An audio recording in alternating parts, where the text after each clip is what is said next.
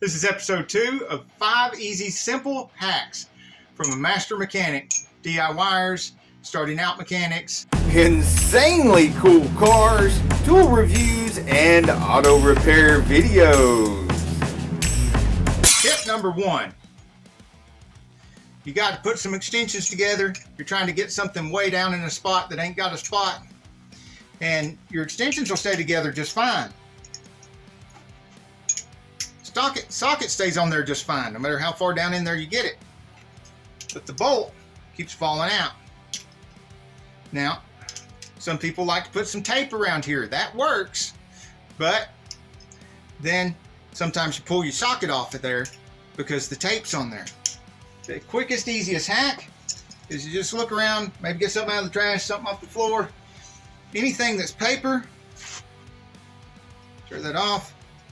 Right there at your socket, put the bolt in there, tear off the excess, throw that in the trash, and there you have it. No problem.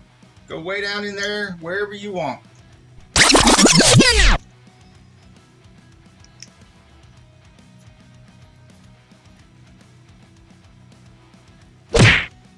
Number 2 is a slick little hack.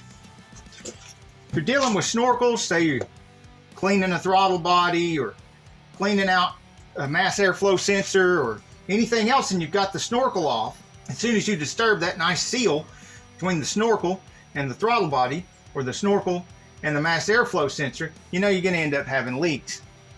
So what you do in order to prevent that is, while you got the snorkel off, you take some Scotch-Brite, clean the aluminum surface where it sits, then you take some paper towels and some WD-40, you clean the inside of the snorkel, and use good old petroleum jelly. Oh, wow. Put that on the inside of the snorkel, right underneath where the band clamp goes.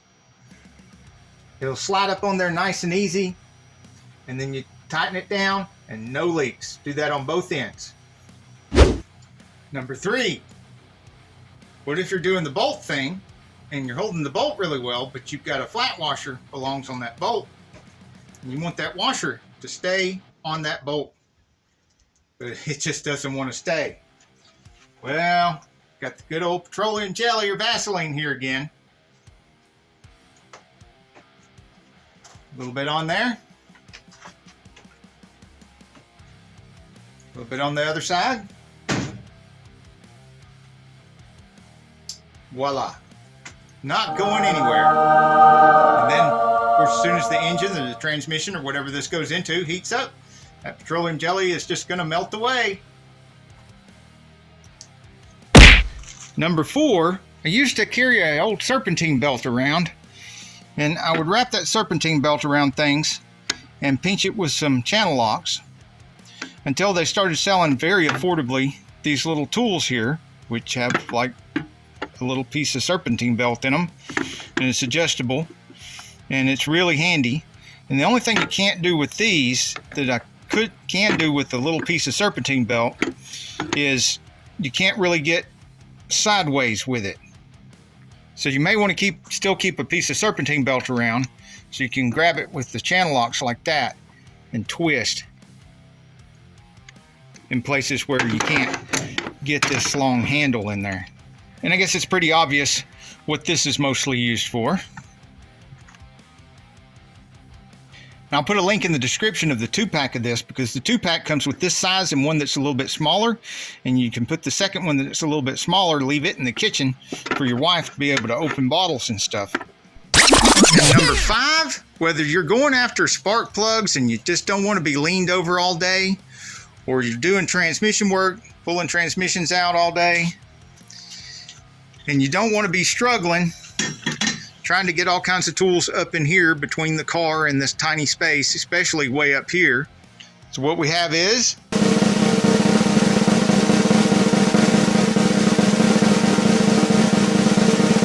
the Snap-on SF36, because it's 36 inches long. Impressive. We have the SX36 and the FX36, either one of which Allows you to put a swivel and a socket, or just a swivel socket like the set I have, and you can go from way back here where you're nice and comfortable all the way up to all those bell housing bolts without any problem. Show you from this angle. Be very comfortable way back away from where you need to be. And these are impact rated. And I've had those since 1985 or 1986. If you don't have anything like that, you can stack extensions together.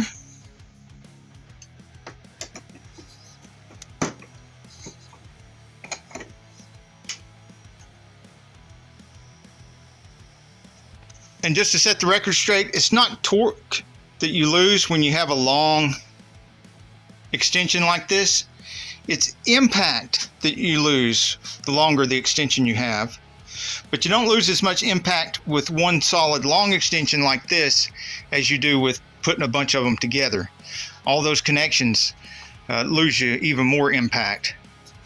And the reason I say you don't lose torque is because torque is like if you put a breaker bar on the end of that, you're going to pull the same amount to wind that up and pop that bolt loose. It's not going to make any difference. But if you use an impact gun on there, the hammers in the impact are what give you the impact. The turning is the torque. And you're not really losing any torque, but the impact from the hammers has to travel all the way down that extension, and it just doesn't make it all the way down to the extension. Of course, with something like this big Milwaukee fuel, you're not going to have any problem. If it doesn't break it loose, no matter how long the extension is, there's something wrong. Now, something like this little Ryobi, yeah, you're probably not going to get anything loose. You need to pop it loose with a breaker bar, and then you can spin it out with something like that. But with a big Milwaukee fuel, yeah, just go after it. Also, remember to be careful, because sometimes you got things really tight and you've got long extensions and sockets and everything flying everywhere when it pops loose. And if you like that, you might want to click this link up here. It's a whole playlist of tips just like this. Or click this link down here, and that'll take you to my playlist full of car repairs.